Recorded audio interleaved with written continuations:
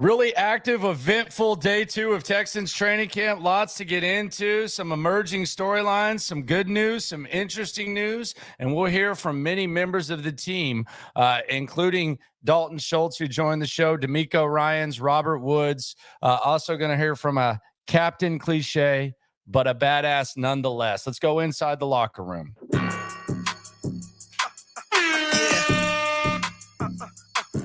Yeah. It's the locker room on YouTube. You know what it is. Let's get it. Hey, locker room. Yeah, we in the locker room. Texas talk. Yeah, you know what we about to do. Localize every angle's what we really do. We the source. We the pulse of the city too. Landlocked. Got the game in the headlock. Localize every time. Can't stop. Won't stop. All right. So it was an eventful day 2 of Texans training camp. A lot of emerging storylines, a lot of dialogue, a lot of things going on with the Houston Texans. We'll hear from DeMeco Ryans. We'll hear from Robert Woods. We'll hear from Dalton Schultz. We'll hear from perhaps the meanest member of the defense. We'll hear a lot of praise for Bobby Slowik, and we'll hear from you as well. It is the locker room, number one source for Texans daily digital content. I am Landry Locker. You can hear me Monday through Friday, 10 to 2 on Sports Radio 610. And on the Odyssey app. Shout out to everyone who's been coming here since we started the channel 10 months ago. Been consistent as anyone online, and definitely the most consistent Texans content. And I appreciate you all for coming through. It's only going to get more fun. It's only going to get better. And speaking of better, you know how coaches are. You know how the cliches go. Stack good days. And, we got to be better today than we were yesterday.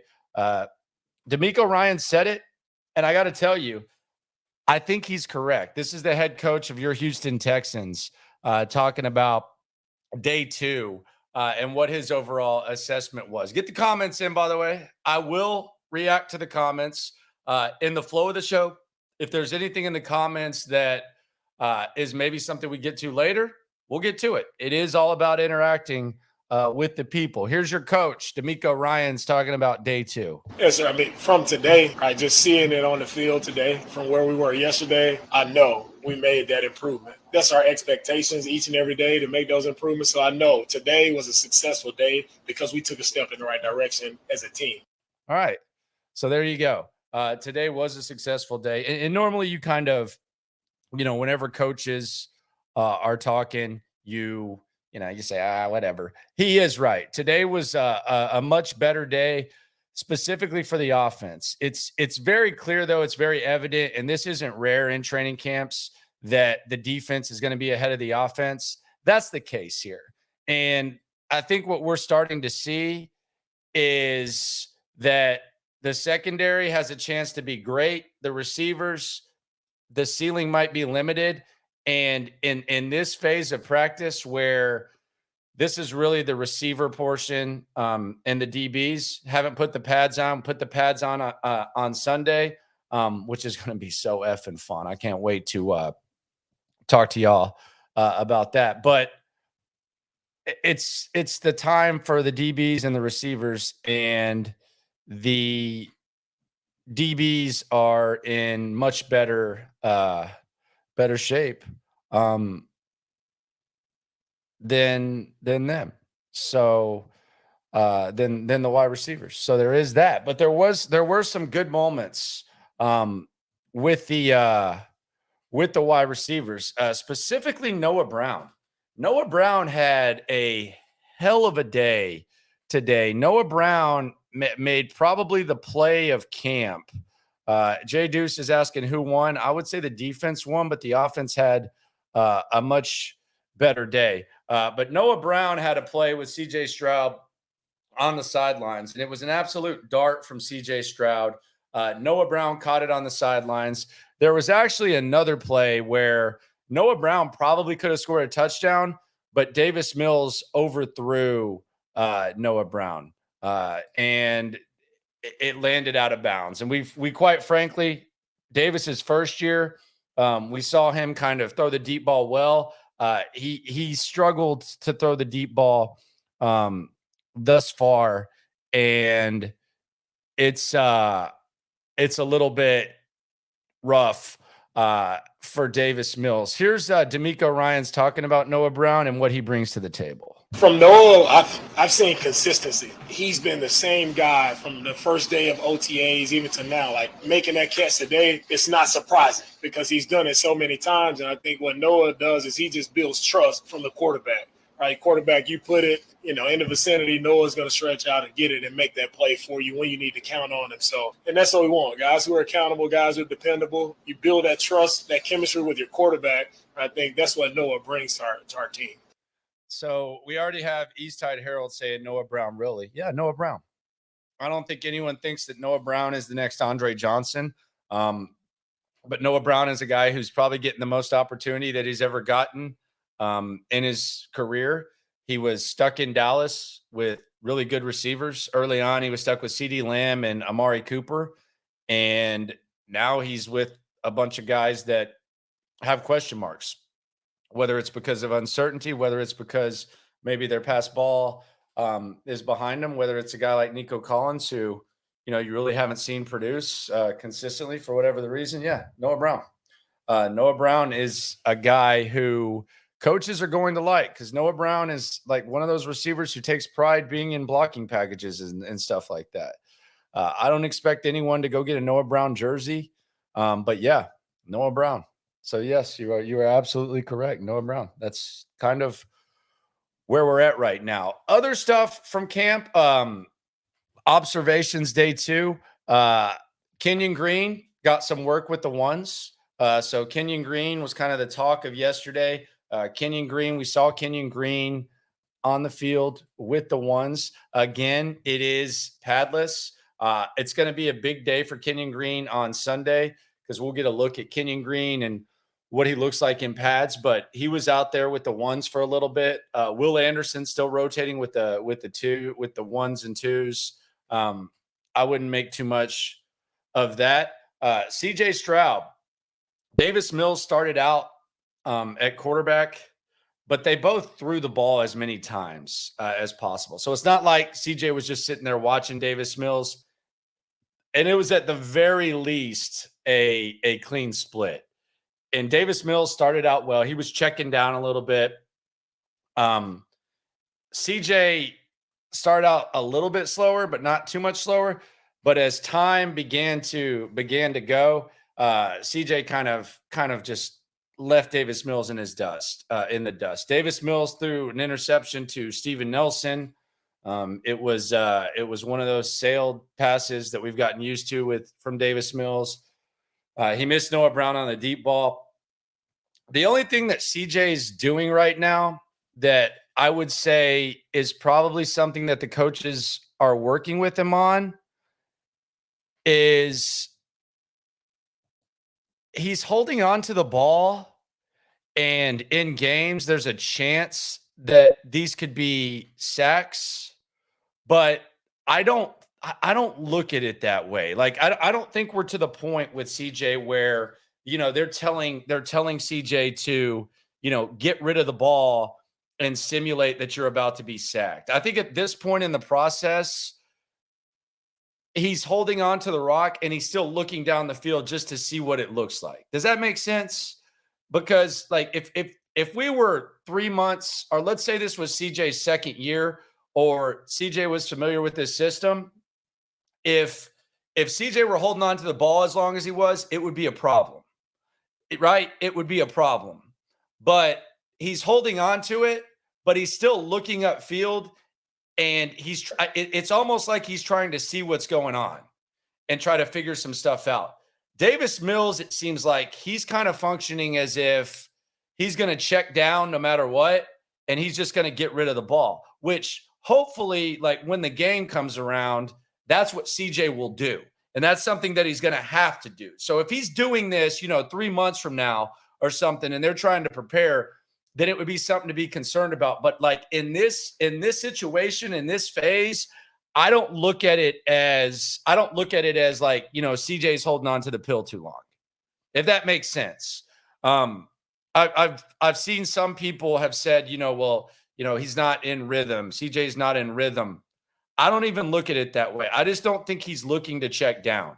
I think he's looking to see the field instead of just, getting rid of it. I think he's kind of trying to see it develop a little bit more. And I wonder what Bobby Slowik thinks, but I do think that's kind of a way, like a way that young quarterbacks learn, is maybe they're holding on to the ball a little bit too long. Sometimes it's a bad habit, but sometimes it's just about, keeping your eyes up and seeing what's going on. But the most encouraging thing from CJ Stroud for me is the clear improvement from today to compared to yesterday.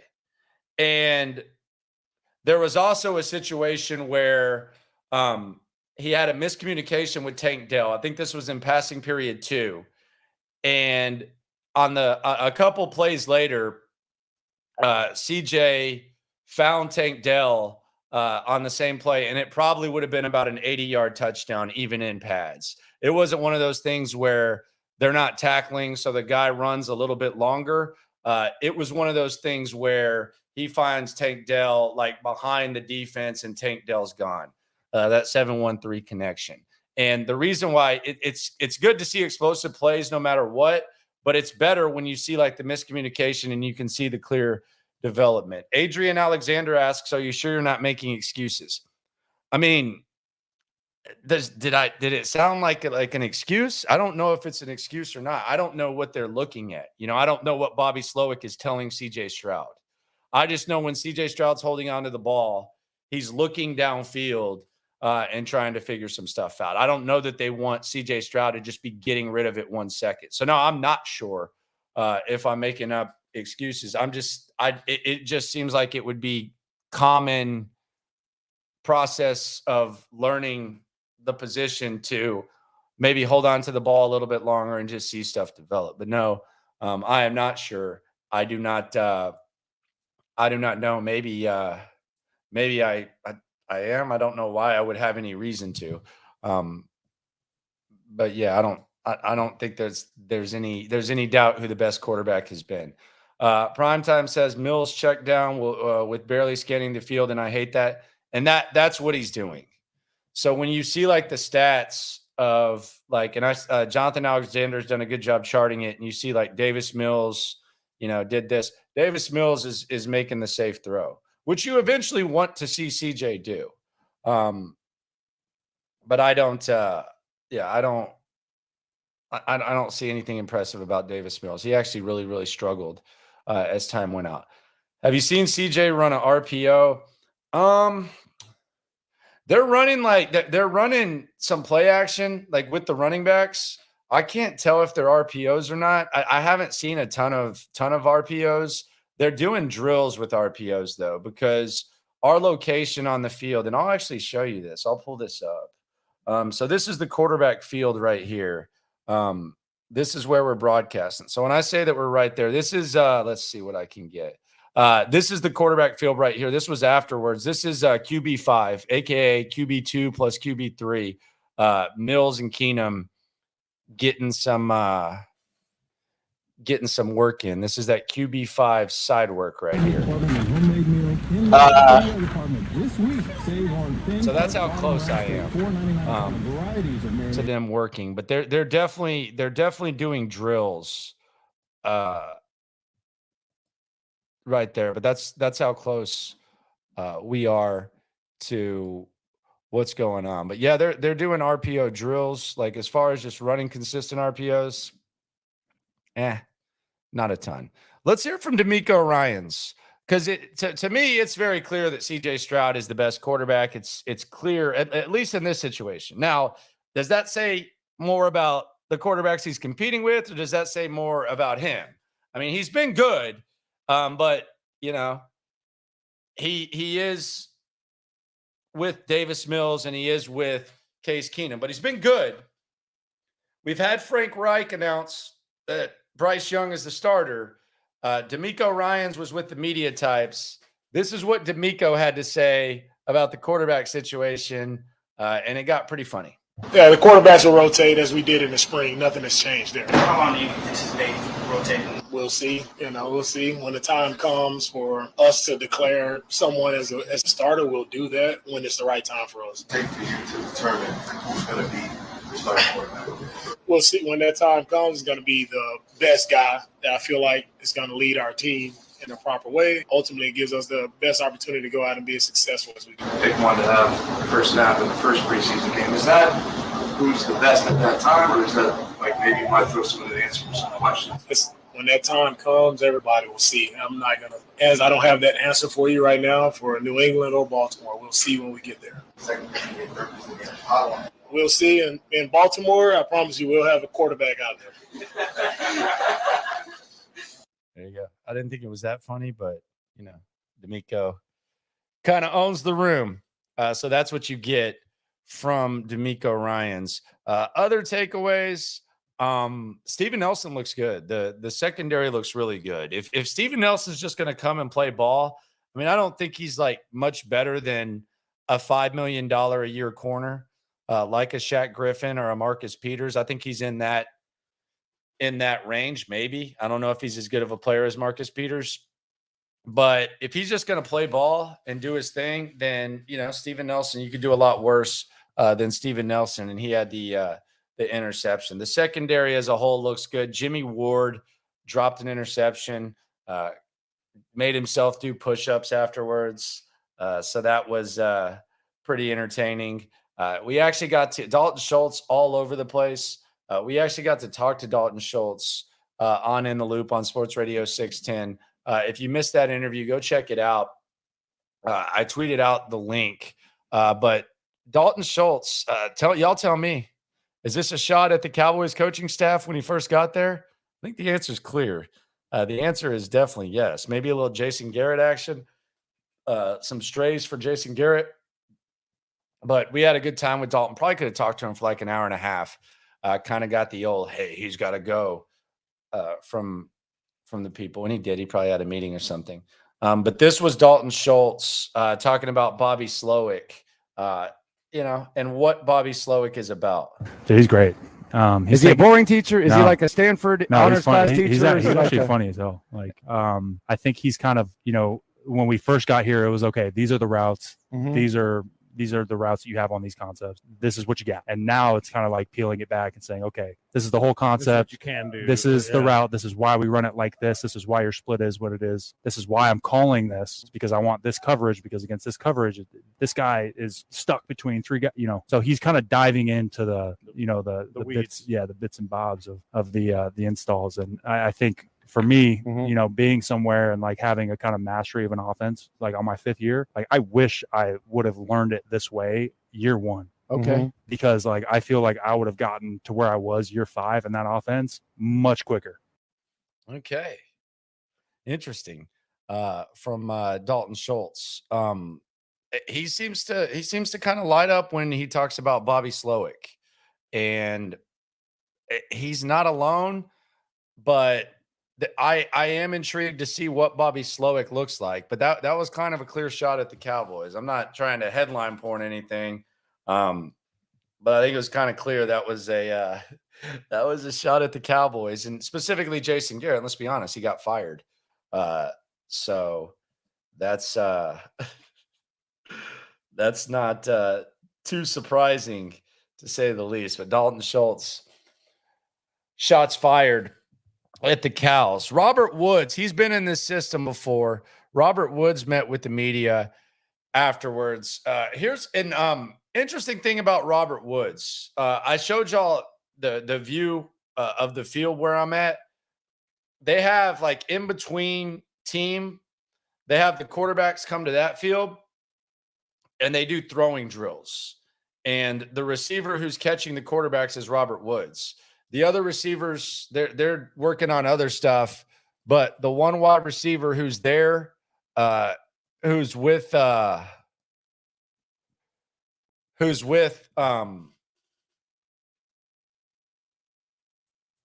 quarterbacks, is Robert Woods. Joe Blue says Kellen Moore got replaced. Yeah, that's correct. That's why I said in year 1.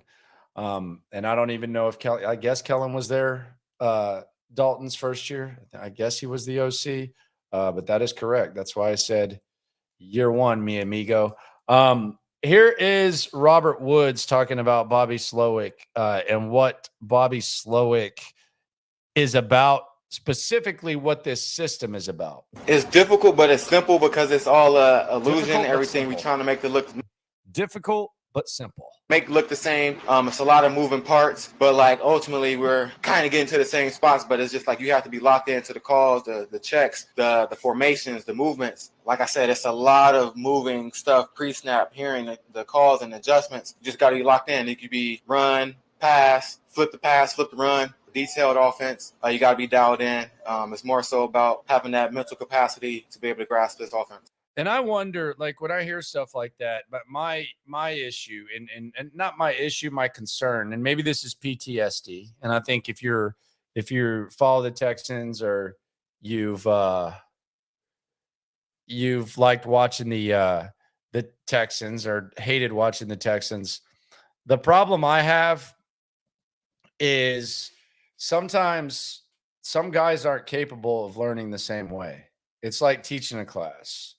So the good coaches, they'll adjust and they'll change things to fit the players. The hardo idiots, like Bill O'Brien, football idiot, they'll just try to make the person feel stupid and you won't see him on the field. Deontay Foreman. There's a lot of examples. Instead of making it simple for Deontay and making it easier, and that's my boy right there. His pops and I actually were buddies. Rest in peace to Day Day. We did a little podcast together for a little bit.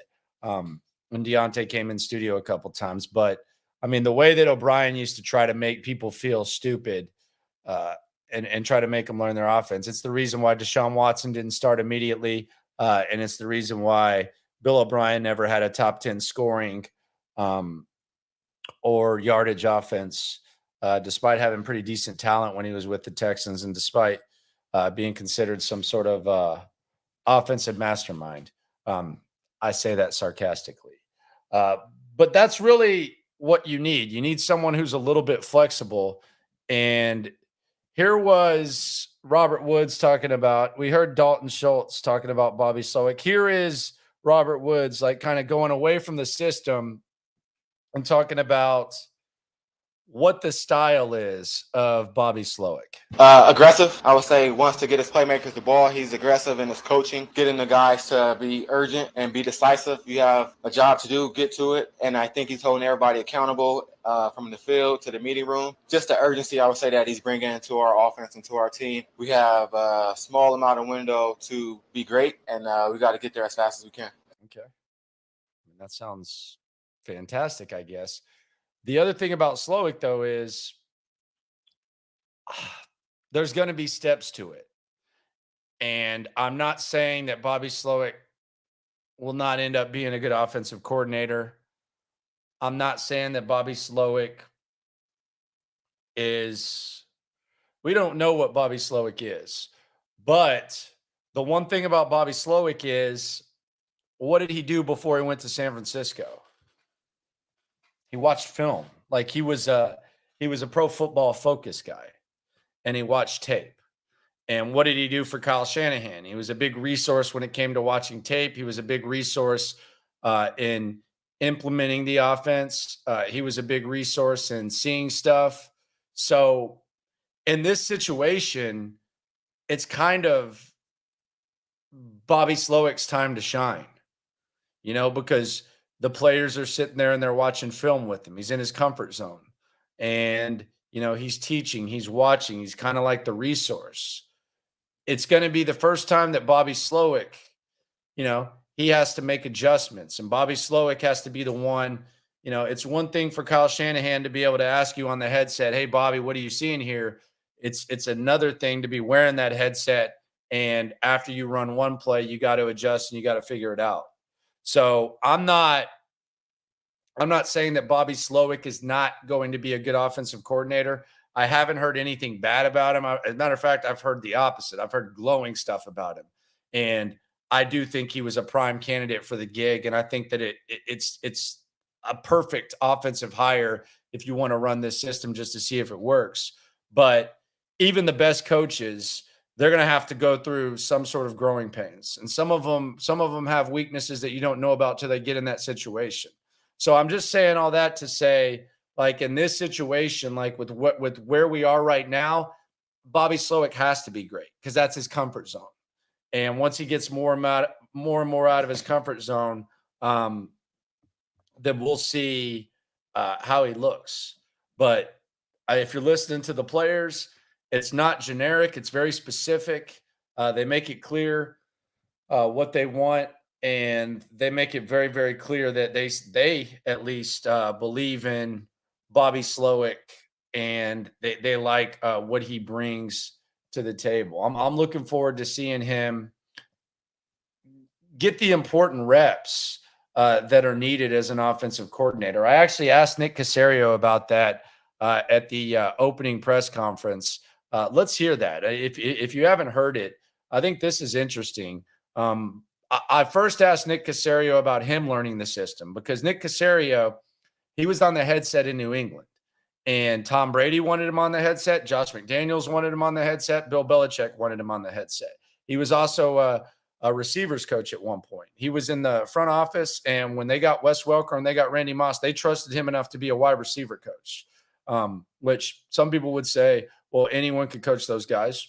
Others would say, well, that's pretty crazy that you had this role and Bill Belichick trusted you to do that. Just depends how you look at it. But the point is, he knew about that system for a while, Nick Caserio, and he's ran it for 2 decades. So he's learning the Slowik system too. Here was me asking Nick Caserio about what that has been like, and if Nick Caserio thinks that Bobby Slowik needs to have some preseason games to maybe find his groove a little bit and get those necessary reps and those necessary growing pains. Go ahead, Landry. With the new offensive system, I know it's new to you, it's new to the players. Is there like a learning process for you or anything like that? Or do you lean on anyone? How does that work for you? You say me personally? Yeah, you personally. Sure. You're evaluating the guys, and it's different system for you. Yeah, no, it's a great question. I think what you try to do is just understand the core elements of it. What are the things we're trying to emphasize?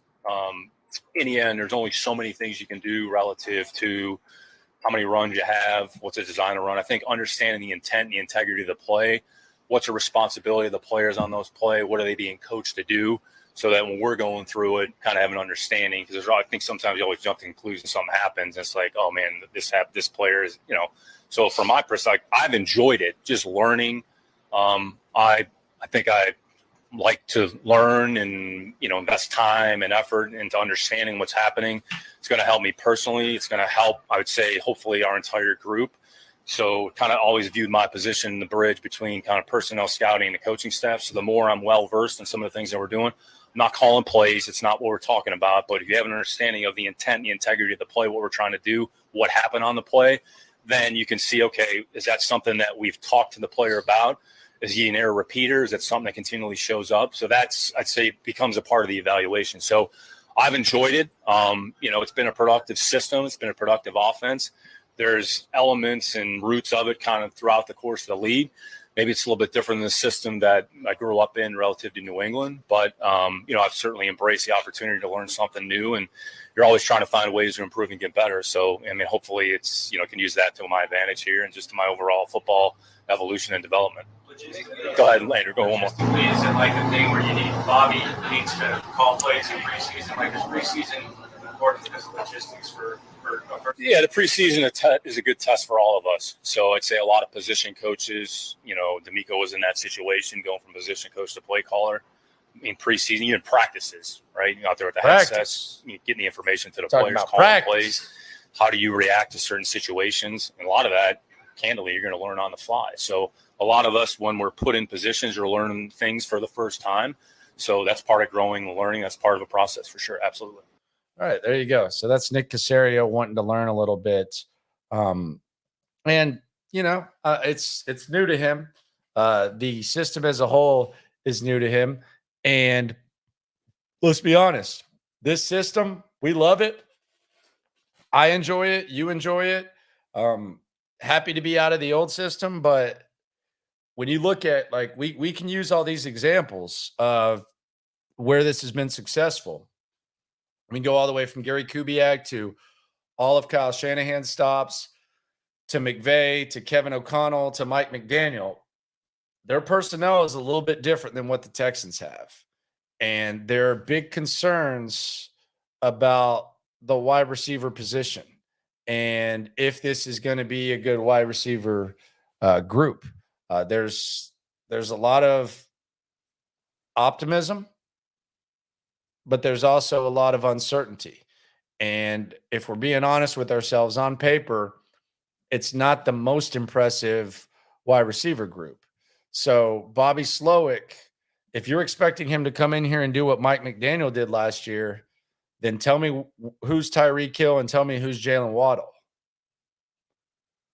It's going to be, I've compared it to a house. If you buy a house and let's say there's some remodeling that you need to do, or there's something that you need to figure out, unless you just have an unlimited budget, you have to use your resources wisely, and you have to figure out how I'm going to use these resources to get where I want to go. So if you need new windows, you need new blinds, you need new wood floor, you would like new sinks. Sometimes you can only get the blinds and the sink, and you got to wait for the floor. And that's what I think the wide receiver position is right now. I would love for them to put together some complementary pieces eventually, but it's going to come down to how Bobby Slowik uses them. And I think that there has to be realistic expectations with the wide receivers. And for lack of a better term, a lot of people think these wide receivers are going to suck.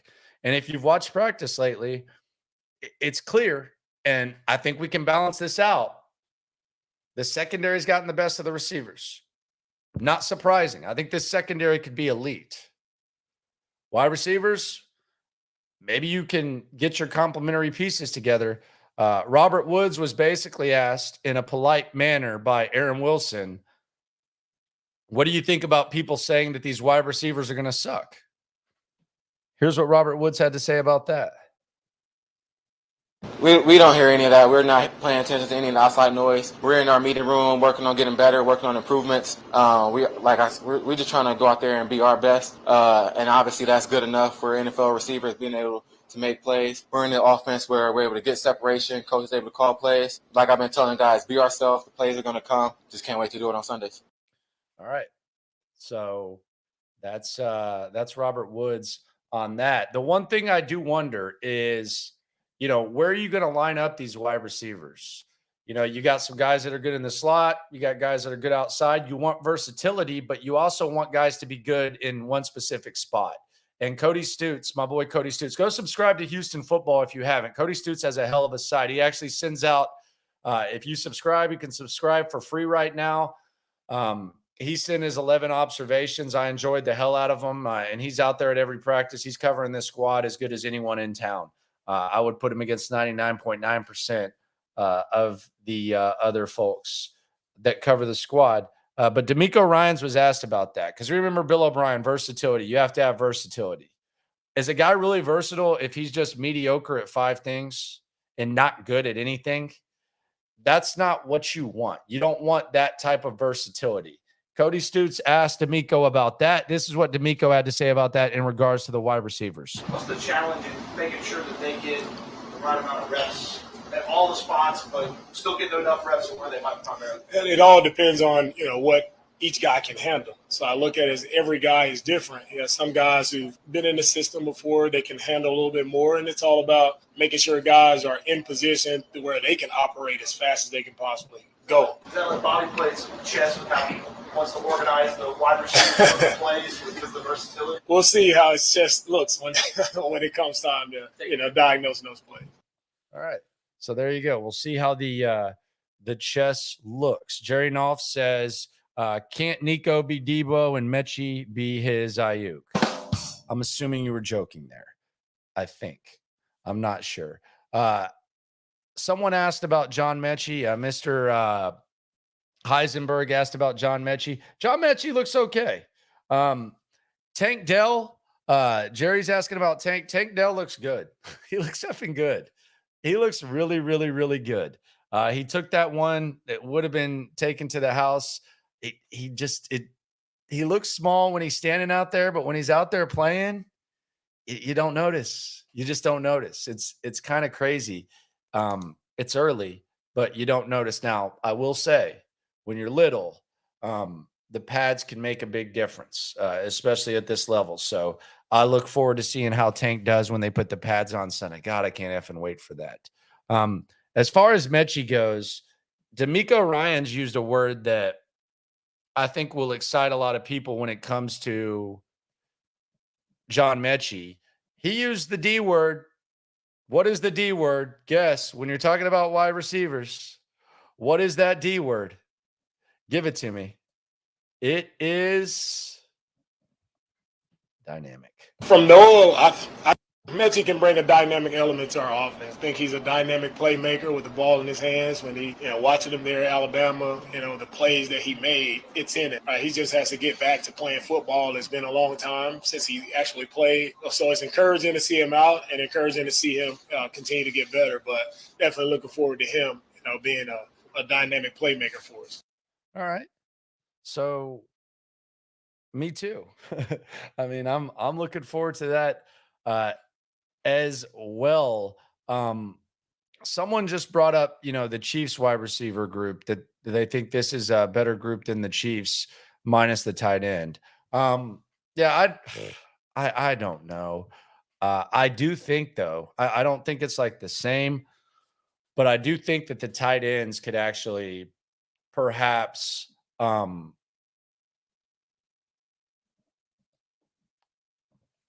ease some of the burden of any wide receiver production. The tight ends, they're doing a lot with the tight ends. Andrew Beck is moving around a lot. Now, he's probably getting more reps right now because Quintariano's out. Shrek's out there doing his thing. Schultz looks really, really good. So the tight ends, I am intrigued to see what they look like when the pads come on. Johnny's asking about Xavier Hutchinson. How was he? He's been fine. He hasn't made any like phenomenal plays, but quite frankly, he's not getting as many opportunities as the guys in front of him. The guys in front of him are getting more chances. But we'll see what happens with Xavier. I could see Xavier just being that guy that once they get in the preseason, he's just kind of that guy. My other like big prediction here, and this is very degenerate of me, but I've learned that for some reason throughout my career, I bring out degenerate tendencies from listeners of mine. If you remember when I first started the show in 2018, not this show, but when I was on the radio, I was here in 2016, but when we started me and Lopez, we actually bet money line on the Texans in Las Vegas and ended up taking like $20,000 to Vegas and actually making the bet for listeners / loopholes. That's what we call listeners. Shout out to the loopholes. If you listen, you are one. I actually think the Texans are a good team to bet on in preseason. And I know that sounds really stupid, but the three quarterbacks they have, they're all competing for something. And usually whenever you have quarterbacks that are competing for something, especially ones that have actually played NFL football and played at that speed, they're going to be smashing at the end. So I'm actually like thinking about it. It all pays the same. I'm actually thinking I might be making some serious bets on the preseason games, which is hilarious. Pretty slime bally.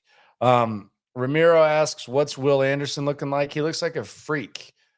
Now they're not putting him out there against the ones. But here's the thing, guys. I see someone else asking about Toho. My thing is that there's no pads right now. So it's hard to judge the guys in the front seven. That's why you hear all this stuff about wide receivers, tight ends, quarterbacks, all that. because there's no pads. So you can't really, it's hard. It's really hard to judge the linebackers. Now you can see them running. You can see how they're moving. You can see how they're reacting. And there's some little things you can see, but same thing with To'o. You're not really seeing you're not seeing these guys as much in the front seven. Johnny says, can Will play with his hand in the dirt? Come on. Of course. And I actually think he's going to get bigger. I was talking to Seth Payne about his body. He has some pretty decent potential to even add weight. But yeah, he can definitely play with the ones. Is it a knock as in why Will isn't running with the ones? No. Technically CJ wasn't either. It's not a knock. They're just doing that. They're just doing that corny stuff. But I'm a big Will guy. I like Will. Another guy that they obviously like, and you can tell he's one of their favorites, is Malik Collins. And we all know how much of a mean son of a bitch Malik Collins is. And I say that with all due respect. He's the kind of guy that you want on your squad. But Malik Collins, they kind of showed you that they like Malik Collins. They showed you that they like Malik Collins. And how did they show you? They went through an off-season activity with him, and then they gave him a contract extension. That tells you all you need to know about what they think about him. And DeMeco has talked about, moving Malik Collins around and him being a wreaker of havoc and all that type of stuff. And I could see, much like, not the same, so don't act like I'm saying this, but much like how Robert Saleh had the impact he did on Quinnen Williams, I could see a very positive impact on Malik Collins, who's a mean son of a bitch that you need on your team. And Robert Saleh went to the Jets, and he turned Quinnen Williams, or his staff, they helped turn Quinnen Williams into the highest paid defensive tackle in football. He's making more money than Aaron Donald. Now, that doesn't mean he's better. Y'all know how contracts work. And the next man up is always getting more. But Malik Collins, I think there can be a positive impact. And again, if you follow the money and you look at what they did as soon as they saw him, they gave him a contract. Malik Collins, I think he could be a really, really, really good player for sure. And we will see how Malik Collins looks, but he sounds, we've heard Jimmy Ward. Jimmy Ward joined me 2 days ago. Dalton Schultz joined me today. Malik Collins is just kind of, I put it all together. I went in the lab, the audio lab, and I put together the 8 minutes of Malik Collins press availability. And you can just see this guy's kind of all business. This is the cliche buffet, a.k.a. Mr. All Business, a.k.a. Malik Collins, and what he had to say today. Tell me this guy isn't just an all business hardo. It's hot out here, but we just out here working, man. For sure. I see a lot of development. I see him coming out here working every day, being detailed in his assignment. I respect him. Just coming in here, being consistent, putting a good product out there on Sundays and also throughout the week. It feels good just being held to that expectation of greatness and seeing it, being held accountable. I'm loving it. Oh, man, we just coming in, we working. I'm learning a little bit of new techniques. I'm just trying to hone in and work my craft every day on that. That's what the goal is, to go out there and make the plays that you're supposed to make. We're just going to go out there and follow them, whatever they tell us to do, and do it to the best of our ability. All right, there you go. The cliche buffet from the mean SOB, Malik Collins. Shout out to Malik. Salute to him. We'll see how that whole thing works. Interesting news today. And this is something that maybe only me and my co-host care about. John Lopez. Dalton Schultz at Stanford, he wore jersey number 9. And we see guys wearing single-digit numbers. By the way, some of these guys look like straight badasses. with these single digit numbers. Apparently, Dalton Schultz tried to buy jersey number 9 from Brevin Jordan. Here is what I'm confused about. A couple of things about this. Number one, I almost feel like Brevin Jordan should want like a fresh change at the very least, like a fresh change, and be willing to come off his jersey number for the guy that they paid nearly $10 million to, in Dalton Schultz. Second of all, are we sure Brevin Jordan's even going to be on the team? Like, wouldn't it have been smart for Brevin Jordan to at least take some of the money?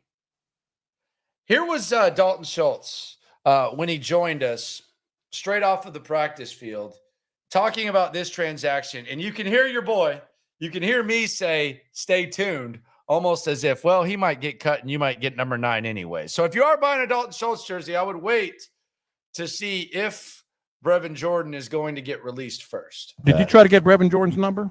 That was your college number? I did. You did? Yeah, I did. Oh, see, I told you this was. He gave me a hard time Yeah. because I said I know he wanted number 9 because everybody's going single digit now. Would you try to offer him money or what? Yeah. Oh, yeah. Okay. I won't disclose. But Okay. No, I don't want yeah, to know. he turned it down. He turned it down. Yeah. Okay. Wow. Oh man. Stay tuned. Maybe you'll end up with goodness gracious. Man, so you did try to get it. Yeah, I did try figured to you get might. 9. Okay. I figured Oh, you dude, might. I love that number. see I've had that number since high school. Like, Oh, okay. that's like mine. And my single favorite number. digits just look like you're a They badass. look badass. Yeah. You got I a ball just- though. I You got a just- ball that's like mine. crazy with the Yeah. 9. Yeah. Brevin Jordan not coming off 9, huh? I would just want a fresh start. By the way, the guy in the comments asking for my 53-man roster, dude, we can get into that later. Like, what do you want? You want me to just sit here and like, okay, let me read that comment. Oh, all right, here's my 53-man roster. Come on, brother. We're at day 2 of camp. Like, we're talking about stuff you want me to just on a dime talk about. I appreciate all the comments. Y'all know I like to reply, but you just want me at the drop of the hat to do a 53? Crazy as hell. Well, it says too many drops for Jordan. Yeah, he does. He has been dropping a couple lately as well. Other comments to get to before we get on out of here and get ready for day 3. Day 3 tomorrow. Fans going to be out there. If you're going to be out there, come by, say hi. We'll be broadcasting right in front of you. If you're going out Sunday, padded practice, that's the one to go to. That's the one I can't wait for. And I'll bring as much content as possible. That's going to be a little easier for me because I'm not going to have to do a show during. So I'll be all over that. I don't know if we're going to have live. Hell, I might just go live while the stuff is going on. Although you can't stream sometimes during that. But we'll figure something out. The pads come on Sunday, and so do the people, including Texans Cap. Shout out to Texans Cap and Trade Show. My guy. He goes out to practice sometimes. Every once in a while, he'll show up. And then he'll disappear. He's like Sting in the WCW days. Sometimes you see him lurking in the rafters. Don't always consistently see him. You'll see him tweeting out numbers and random thoughts. Hey, I like this new algorithm on here. Why are they changing this? And he'll give you those nuggets, that information. I don't know if Sting's going to be lurking tomorrow, though. We shall see. Kyle asks if they should extend Dalton Schultz midseason. Can we see him play first? Is that cool? I would like to maybe see him play. BG asking about To'o. Again, it's hard to evaluate front 7 guys. You can see certain things, but Sunday is when we'll be front 7. We'll get in the trenches like hardos on Sunday. It's really hard. Oh, Texans Cap's going to be there. Okay, so there we go. We will see Sting. Sting will be in the building. How has Mechie looked so far? Good. He's moving around, doing his thing. Tank Dell and Noah Brown have been the best receivers at this point. Do with that what you wish. And Noah Brown has an advantage because coaches like him no matter what. But those have been the most impressive receivers. We'll wrap it up here as we always do with the questions that I couldn't get to because they weren't in the flow of things. This is Joe Cruz. It's going to be some media criticism. I wish reporters would stop asking Miko about QB1. It's a waste of everyone's time. You already know what he's going to say. Plus, everyone's mama already knows CJ is going to start. Ask a better question. I think it is the question. I disagree. I think there are some bad questions, but I think it is the question. That is the main story. And as long as they're going to play this game, you got to ask that question no matter what. I disagree with that. I do think there are times when it's not, and quite frankly, like in journalism, it doesn't matter if you know what they're going to say or not. I remember, I don't remember who it was, so I'm not calling anyone out. I don't remember. I remember when Brian Gaine got fired, there were like 20 questions about Brian Gaine to BOB. And then there was like a random question about the wide receivers or something like that. And it's just like, man, what are we doing here? Like you've got to ask the question, but I feel you, Joe. I know what you mean. Disagree though, with all due respect. Primetime V, CJ having another good day is a big deal because he already building on that consistency. I agree. Again, he's holding on to the ball, but I don't think we're to the point where where it's like that crucial to get rid of it to avoid the sack. Davis Mills is getting rid of it quicker. He's doing a little more checking down. CJ's keeping his head up. He's holding the ball, and I think he's kind of seeing plays develop. So I think that's where we're at. I don't see there like being like some sort of like rhythm issue. TJ says, I know the new uniforms are next year, but when do you think we got a merch drop, new hats and t-shirts? That's going to happen this year. I'd say this year. That's going to be in the next month or so. There'll be new merch. People keep asking about this hat. It's in the team shop. That's it. You can't get it online. It's a team shop exclusive. I got the white one and the blue one, but that's where you can get that. Jerry asked, did Nico burn Sting or was he supposed to have help over the top? I don't know. I don't put a lot of stock in that. I think Primetime's with me on that. Ty asks or says Green still looks very out of shape. I guess I want to see him in the pads on Sunday. I'll just put it like that. Little Jesus or Jesus, however you want to pronounce that. Oh, the accent mark, Jesus. He says, what can you tell us about the new unis? I can tell you that they are not done yet. And I can tell you that they're going to satisfy everyone. The message is, if you want a little bit of that Houston blue, we got you. If you want the tradition to remain the same, we got you. If you want a little bit more flavor, we got you. They're going to satisfy everybody. So that's where you're at. Jerome Kicks, can't wait for Mechie and Tank to eat. Tank's already eating. Mechie's not quite eating. He's got his plate. So he's at least up and in line, but Tank's already scooping. Tank has already at least gotten his sides up there. So Tank is already eating, no doubt.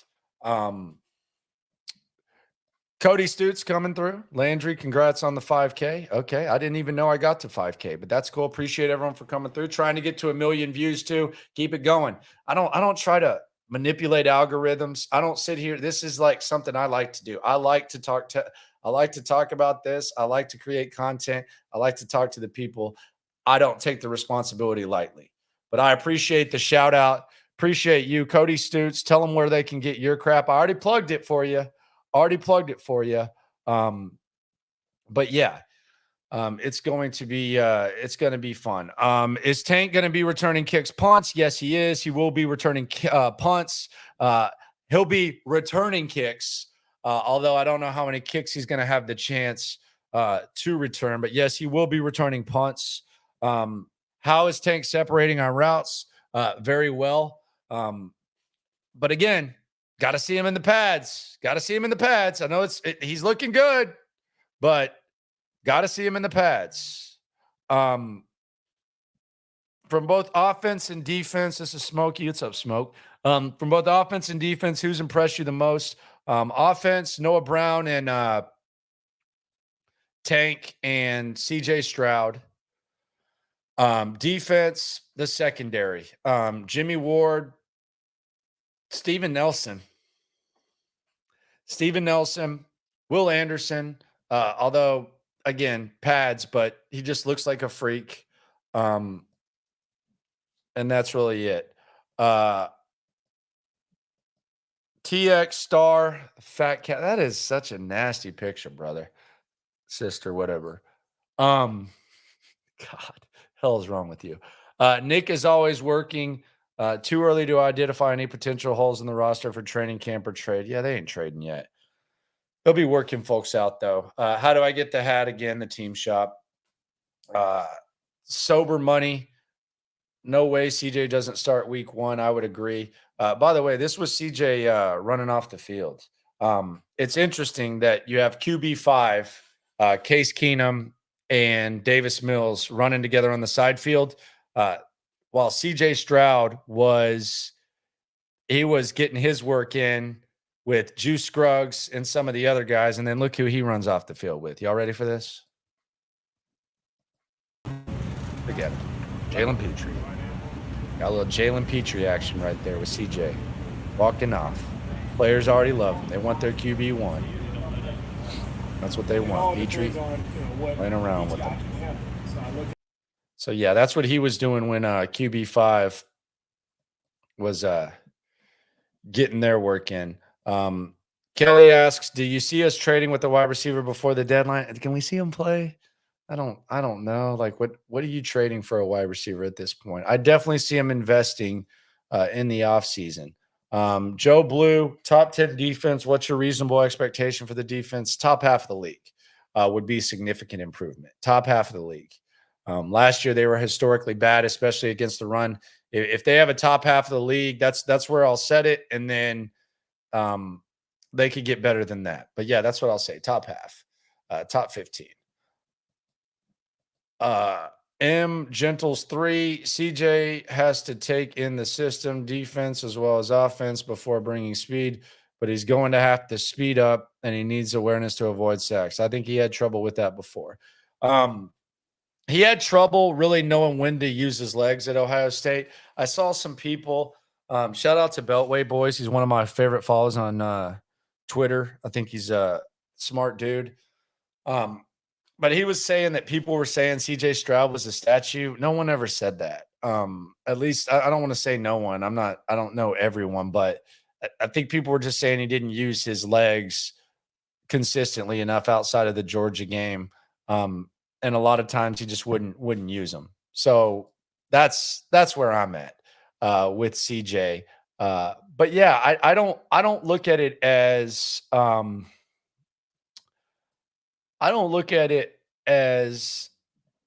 CJ's getting sacked. I look at it as CJ's watching stuff develop and CJ is holding on to the rock and looking downfield. That's how I look at it. Is Juice Scruggs hard to tell as of now? Yeah, but they respect the fuck out of him. Excuse my language. He's got like a presence out there. It's hard to explain, but a lot of these rookies are just kind of like they're staying to themselves and they kind of run together. But the way that DeMeco talks about him, the way that the teammates kind of look at him, just the way he kind of carries himself, like it doesn't look like he's learning. Like it looks like he already knows what's going on, and he's like so like business-like. Like the rest of the centers.